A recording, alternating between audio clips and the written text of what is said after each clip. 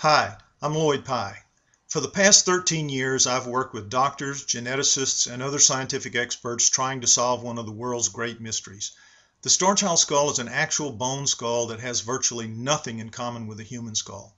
Our goal has been to answer two astonishing questions about it. What on earth is the Starchild skull? Is it even from Earth? First, some background. The Starchild skull was discovered in 1930 in a mine tunnel in the Copper Canyon region of northwest Mexico. It was found with a human female skull we used for comparison. Carbon-14 testing has revealed that both died about 900 years ago. The Starchild skull is so extensively different from a normal human skull, both physically and genetically, that it must at least be considered a new species and potentially even an extraterrestrial alien.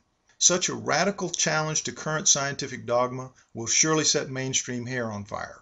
However, in the two videos I mentioned, we do present the extraordinary proof they demand. This video discusses their most persistent criticisms of the Starchild skull, and you can decide if they're well-founded. First up is the mainstream's default explanation that genetic variations can create any combination of defects or deformities. In other words, anything is possible, which technically is true.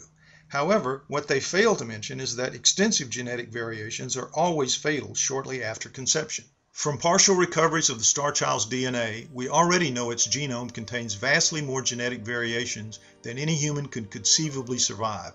Therefore, anything is not possible. Apart from the mainstream's erroneous default explanation for the Starchild's wide array of physical and genetic differences, the three they suggest most often are cradleboarding, hydrocephaly, and progeria. Cradleboarding was a widespread practice in primitive cultures around the world. Infants would be swaddled and strapped onto a board carried on their mother's back. The infant's head was kept immobile to protect its weak neck while mom did her work. Resting against the board gradually deformed the skull's soft bones until the rear was as flat as the board. The human female found with the Starchild exemplifies cradleboarding. Her skull's rear is bored flat from its upper crown to just above the inion, the knob of bone at the lower rear of every human's head, where neck muscles attach to the skull. In contrast, the Starchild skull has no inion, and it has a much larger area of flattening. However, that flattening is not artificial, because all of the bone's natural convolutions are clearly visible.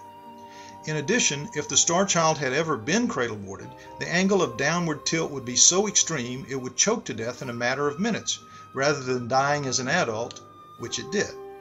Therefore, natural convolutions plus no death in infancy equals the Starchild was not cradleboarded. A more subtle difference is that humans have brow ridges that dip down to meet the tops of their noses, while the Starchild has neither a brow ridge nor a dip. Also, the human's eye socket is 2 inches deep, while the Starchild's is only 1/2 inch deep, a 75% reduction. Whatever kind of eyes belong in the Starchild's sockets, they could not possibly look like or function like human eyes. Creases like the one in the upper rear of the Starchild can result when a skull's bone plates fuse together abnormally instead of joining properly like jigsaw pieces. However, no part of the Starchild skull is abnormally fused, so this crease can only result from its genes telling it to grow that way, precisely the opposite of how human skulls are shaped. Any mammal's inion is the bony lump present where its neck connects to its head. Feel your own bump where your neck meets your skull. Unlike all of us, the Starchild has no inion, only a shallow depression where it should be. This is a radical difference. In the past 13 years, everything we've learned about the Starchild skull strongly indicates it is not human. Ultimately, we will secure the means to prove that assertion, and when we do, it will be a pivotal milestone in human history. If you'd like to play a role in making that happen, you can help us spread the information presented in this and the other two videos as far and as wide as possible, so we can connect with someone who has the financial means and a personal desire to join us proving that humans are not alone in the universe, and we never have been.